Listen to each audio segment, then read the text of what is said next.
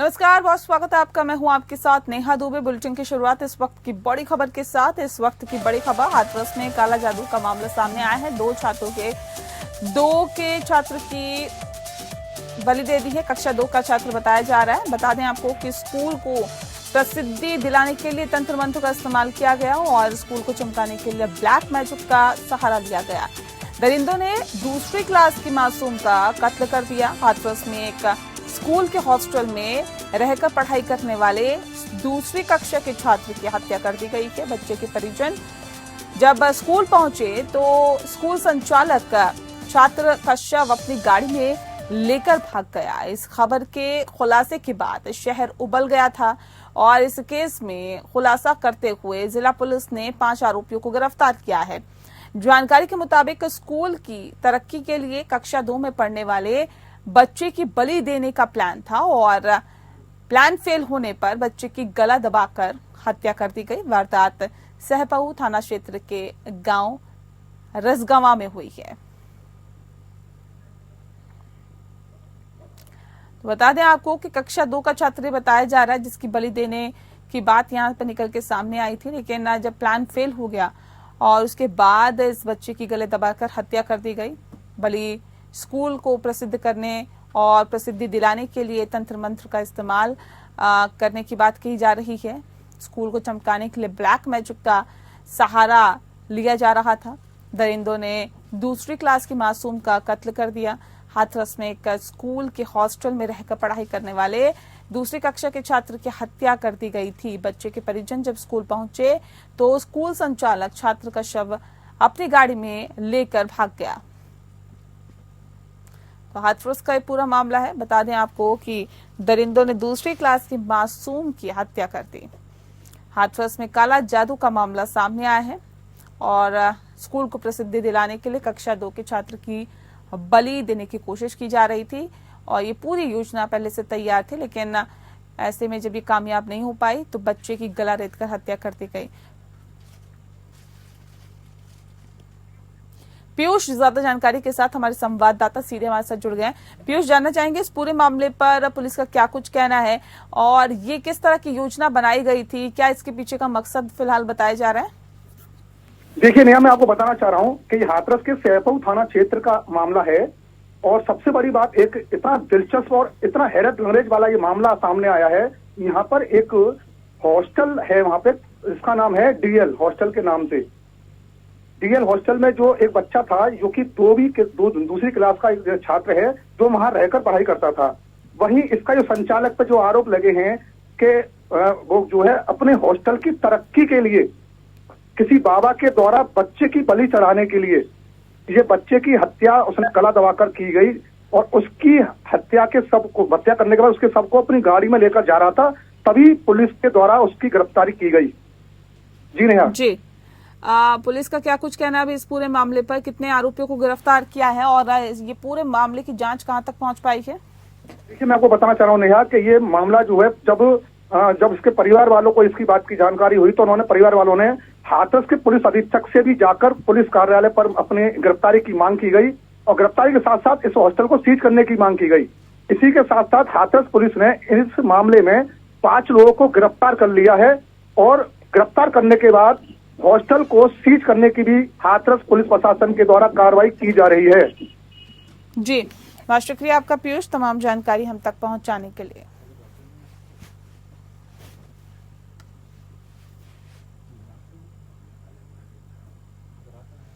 वहीं महाराष्ट्र के उप मुख्यमंत्री देवेंद्र फडणवीस ने बदलापुर में एक स्कूल में 2 बच्चों की यौन शोषण के मुख्य अभियुक्त अक्षय शिंदे की कथित पुलिस मुठभेड़ में हुई मौत पर सवाल उठाए और ऐसे में उन सवालों का जो है वो जवाब भी दिया है। उन्होंने कहा है कि अगर पुलिस पर हमला हुआ तो वो तालियां नहीं बजा सकती है।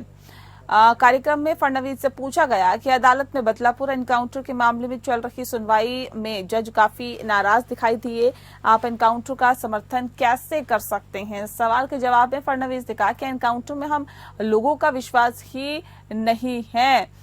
मेरा मानना है कि किसी भी न्याय प्रक्रिया में कानून के नियमों का पालन होना चाहिए, उसी के मुताबिक ही अपराधी को दंड मिलना चाहिए।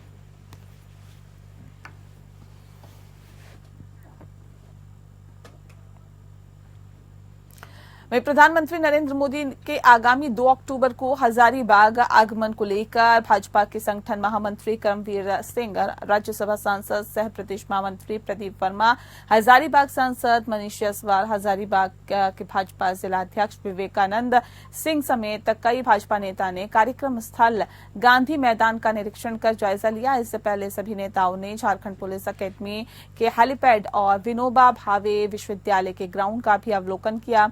कार्यक्रम स्थल पर टेंट पंडाल का कार्य शुरू हो चुका है। स्थल निरीक्षण के बाद राज्यसभा सांसद सह भाजपा प्रदेश महामंत्री प्रदीप वर्मा ने बताया कि झारखंड प्रांत के सभी 6 मंडलों में भाजपा के संगठन के दृष्टि से चल रही परिवर्तन यात्रा के समापन के लिए पीएम नरेंद्र मोदी का आगमन हजारीबाग में होने जा रहा है।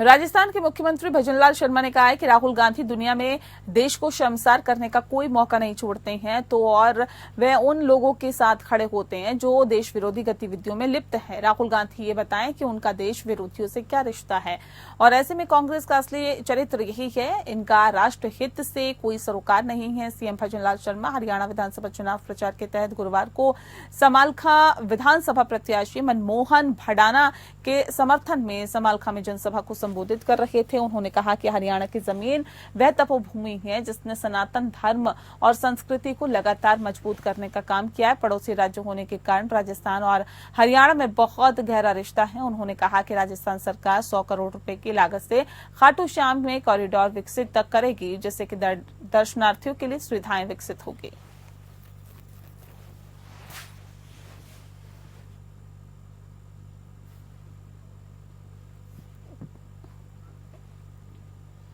वहीं मुख्यमंत्री योगी आदित्यनाथ ने विश्व पर्यटन दिवस पर प्रदेशवासियों को शुभकामनाएं दी हैं। उन्होंने कहा है कि उत्तर प्रदेश आज देश ही नहीं बल्कि पूरी दुनिया के पर्यटकों को अपनी ओर लुभा रहा है। बीते साल 46 करोड़ से अधिक पर्यटक उत्तर प्रदेश आए और यूपी धार्मिक, आध्यात्मिक, हेरिटेज और इको टूरिज्म का हब बन चुका है। उन्होंने उम्मीद जताई है कि अगले साल मकर संक्रांति में 26 फरवरी तक प्रयागराज में लगने वाला महाकुंभ 2025 के दौरान 40 करोड़ से अधिक श्रद्धालु आएंगे। सीएम योगी अपने सरकारी आवास पर मीडिया से बातचीत कर रहे थे।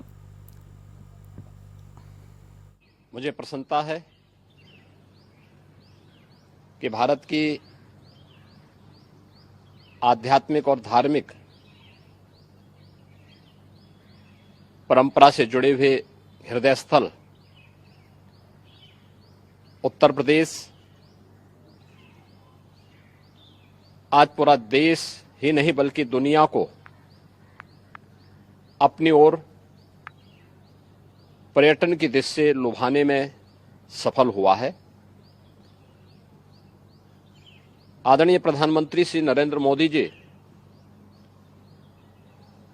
के विजनरी नेतृत्व में गत वर्ष उत्तर प्रदेश के अंदर 46 करोड़ से अधिक पर्यटक उत्तर प्रदेश के अलग अलग धार्मिक, आध्यात्मिक और इको टूरिज्म के या हेरिटेज टूरिज्म से जुड़े हुए साइट का भ्रमण किया है। एक दिन पहले ही देश के उपराष्ट्रपति ने उत्तर प्रदेश में सुदृढ़ हुई कानून व्यवस्था के लिए मुख्यमंत्री योगी आदित्यनाथ की भूरी भूरी प्रशंसा की है। योगी सरकार में अपराध और अपराधियों के प्रति जीरो टॉलरेंस की नीति का ही असर है कि आज हर कोई महसूस कर रहा है कि प्रदेश से अराजकता, माफिया राज और गुंडा राज का अंत हो चुका है, मगर स्थितियां हमेशा एक जैसे सुखद नहीं होती है। और 7.5 साल पहले उत्तर प्रदेश के क्या हालात थे ये किसी से छिपे हुए नहीं है। घोर जातिवाद और परिवारवाद की राजनीति करने वाली सपा का शासनकाल प्रदेश में जंगल राज के रूप में आज भी याद आ जाता है तो लोग पुराने दिनों की याद करके सिहर उठते हैं। यहां पर चुनाव के माध्यम से दुनिया के अंदर जो संदेश गया है, जो ये लोग कभी राहुल गांधी के रूप में, कभी किसी अन्य रूप में जम्मू कश्मीर के बारे में, भारत के बारे में दुनिया के अंदर दुष्प्रचार करते थे, उसका जवाब जम्मू कश्मीर विधानसभा का चुनाव दे रहा है। भारी संख्या में मतदाताओं का मतदान के लिए उमड़ना चुनाव के प्रति उनके रुझान को यह दिखाता है कि उन्होंने परिवारवादी राजनीति को, विभाजनकारी राजनीति को तिलांजलि दी है और वे आज जम्मू कश्मीर के अंदर एक लोकतांत्रिक सरकार चाहते हैं और लोकतांत्रिक सरकार के माध्यम से विकास की मुख्य धारा के साथ जुड़ करके एक भारत श्रेष्ठ भारत की सजग प्रहरी के रूप में काम करना चाहते हैं। वहीं महाकुंभ में आने वाले श्रद्धालुओं और पर्यटकों को कॉल ड्रॉप और मोबाइल नेटवर्क की समस्या नहीं होगी। इसके लिए मेले के 25 सेक्टर्स में 50 मोबाइल टावर लगेंगे और हर सेक्टर में 2 BTS टावर 4G सेवाएं प्रदान करेंगे। बता दें आपको कि भारत सरकार की महत्वाकांक्षी योजना आत्मनिर्भर भारत के तहत पूर्ण स्वदेशी तकनीक से निर्मित 4G सेवाएं प्रदान करेंगे। महाकुंभ के दौरान मेला क्षेत्र में हाई स्पीड इंटरनेट फैसिलिटी भी मिलेगी और मकर संक्रांति और मौनी अमावस्या जैसे बड़े स्नान पर्वों पर नेटवर्क जाम की समस्या दूर होगी। इसके लिए हाई कैपेसिटी हैंडलिंग BTS भी लगाए जाएंगे। पूरा मेला क्षेत्र में 100 किलोमीटर से ज्यादा Bharat net fibre optical ring network पर बिछाई जाएगी।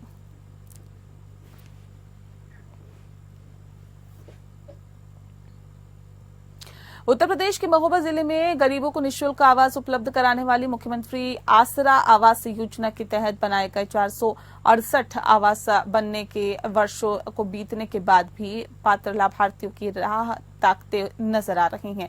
जनपद में 2022 विधानसभा चुनाव के पूर्व 252 लाभार्थियों को चयनित कर चाबियां सौंपी गई थी। चयन प्रक्रियाओं में अनियमितताओं के आरोप लगने के बाद लाभार्थियों से चाबियां वापस लेकर प्रशासन द्वारा दोबारा से चयन प्रक्रिया शुरू कराई गई थी और सालों बीतने के बाद भी ये प्रक्रिया अधर में लटकी हुई है और करोड़ों रुपए की लागत से तैयार किए गए 468 आवास आज भी आसरा आवास योजना के पात्र लाभार्थियों की राह ताकते हुए नजर आ रहे हैं, जिसकी गवाही 23 करोड़ रुपए की भारी भरकम लागत से बनाए गए 468 खाली पड़े आसरा आवास देते हुए नजर आ रहे हैं। सैकड़ों लाभार्थी चयनित होने के सालों बीतने के बाद भी आसरा आवास मिलने की आस में बैठे हुए हैं।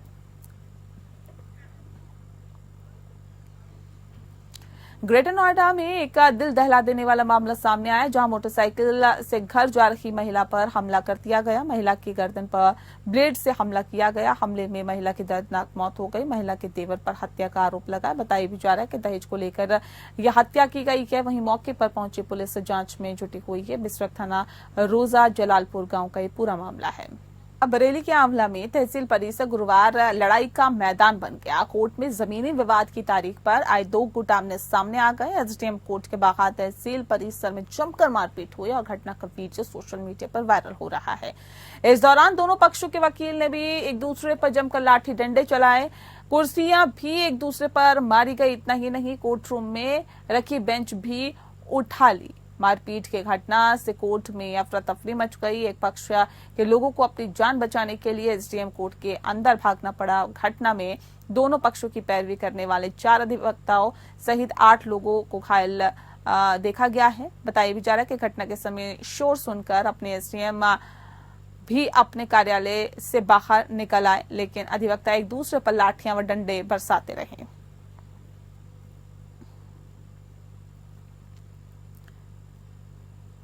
ग्रेटर नोएडा में यूपी इंटरनेशनल ट्रेड शो में उत्तर प्रदेश के संस्कृति विभाग की तरफ से स्टॉल लगाकर AI रामायण प्रस्तुत की गई।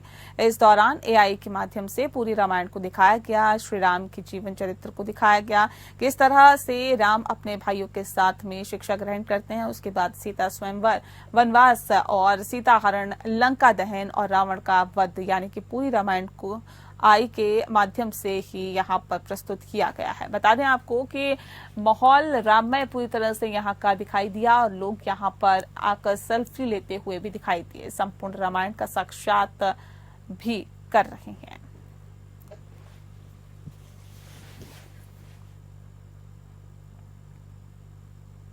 यमुना एक्सप्रेस वे पर अब लोगों का सफर करना महंगा हो जाएगा। दरअसल 1 अक्टूबर से टोल की दरें बढ़ाने का फैसला लिया गया है। इसमें औसतन 4% तक का इजाफा किया गया। बता दें कि यमुना एक्सप्रेस वे पर टोल की दरें 2021 से 22 के बाद बढ़ाई जा रही है। प्राधिकरण का दावा है कि टोल वृद्धि के लिए जेपी इंफ्राटेक द्वारा 2022 से 2023 में दिए गए प्रस्ताव की दरों को ही 2024 से 2025 में लागू किया जा रहा है। इससे एक्सप्रेसवे पर सफर करने वालों पर अधिक भार पड़ेगा। प्राधिकरण बोर्ड की बृहस्पतिवार को हुई 82वीं बोर्ड की बैठक में टोल दर वृद्धि के प्रस्ताव को मंजूरी दी गई।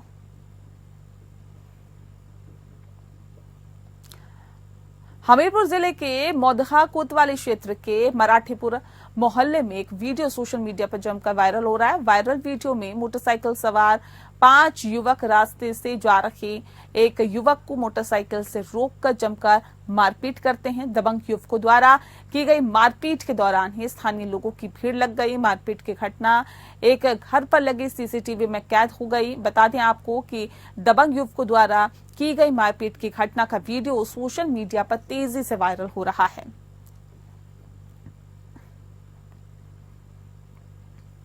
उत्तर प्रदेश के जनपद हाथरस से एक अजय देवगन की फिल्म दृश्यम जैसा एक मामला सामने आया है। यहां पर हत्या के 30 साल बाद नरकंकाल की तलाश पे पुलिस और प्रशासनिक अफसरों की मौजूदगी एक मकान के अंदर खुदाई शुरू कर दी गई और मृतक व्यक्ति के बेटे का आरोप है कि उसके 2 भाइयों और मां ने कुछ लोगों के साथ मिलकर 30 साल पहले उसके पिता की हत्या कर दी थी और लाश को इसी जगह पर दफना दिया था। जिस समय यह हत्या की गई थी उस समय बेटे की उम्र लगभग 6 साल रही होगी। बेटे का ये भी आरोप है कि उस समय इन लोगों ने उसे डराकर उसका मुंह बंद करा दिया था। धीरे धीरे वह वारदात को भूलता गया, लेकिन एक दिन नशे की हालत में उसके भाई ने जब ये बात उसको बताई तो उसे सब कुछ याद आ गया। इसके बाद वह थाना स्तर से लेकर उच्च अधिकारियों के पास पहुंचा और मामले की शिकायत करते हुए नरकंकाल की तलाश में खुदाई करने की मांग करने लगा।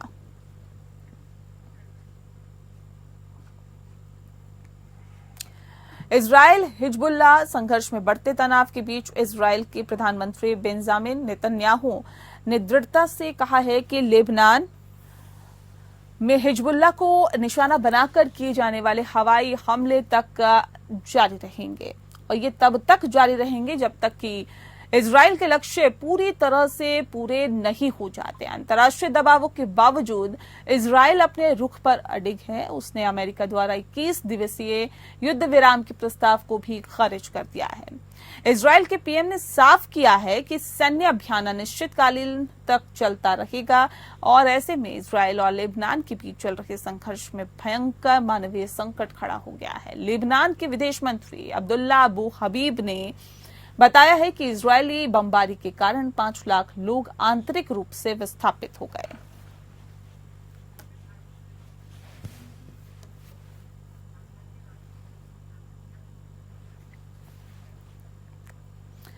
और चलिए आपको सीधे ले चलते हैं झारखंड के रांची, जहां पर सीएम सोरेन क्या कुछ कह रहे हैं, आप भी सुनिए। इसमें भी वो रिकॉर्ड रहा है, तो सबसे कम समय में उसका रिजल्ट प्रकाशित करके हम लोगों ने बीडीओ सीओ कलेक्टर बनाने का काम किया था।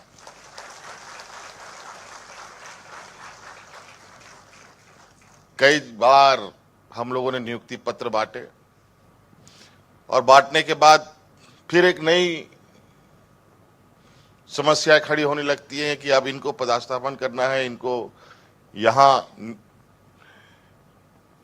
इस राज्य के किस कोने में उसको जिम्मा देनी है, इसकी भी एक अलग प्रक्रिया चलती है। विभाग में उथल पुथल होता रहता है। कई बार तो हम लोगों ने नियुक्ति पत्र ऐसी बांटी कि नियुक्ति पत्र के साथ साथ उनका पोस्टिंग भी हमने नहीं किया, बल्कि लॉटरी के माध्यम से जो भी अभ्यर्थी हैं, जो भी हमारे कर्मचारी चयनित हुए थे, वो खुद से पर्ची निकालते थे और खुद से उनके लिए अपना जगह चयन करने का उसको मौका मिलता था। नियुक्ति पत्र भी और कहां उसको जाके अपने कार्य करने हैं वो भी साथ में लेके जाते थे। और ऐसे सभागार के बीच में तो हमारी प्रयास रही कि हर चीज पारदर्शिता के साथ हो और न्याय संगत हो। हम लोगों के लिए सभी, चाहे राज्य के उच्चतम पदाधिकारी हों, चाहे राज्य के चपरासी हो, सभी को देखने का एक ही नजरिया हमारा है। और इसी वजह से हमें लगता है कि हम लोग निरंतर जो इधर उधर बिखरी चीजें हैं उसको समेटने में लगे हैं। सभी को एक व्यवस्थित ढंग से चीजें आगे बढ़े, ये इस पर हम लोगों का विशेष फोकस रहा है। आज के इस नियुक्ति पत्र वितरण समारोह में सबसे अधिक शिक्षकों की संख्या यहां दिख रही है और इसमें से तो लगभग 200 के करीब 9-10 सालों से इंतजार कर रहे हैं आज के लिए। और अभी तो मैं कहीं देख रहा हूं कुछ बच्चे भी साथ में आए हैं। और इसी के साथ फिलहाल इस बुलेटिन में इतना ही। नमस्कार।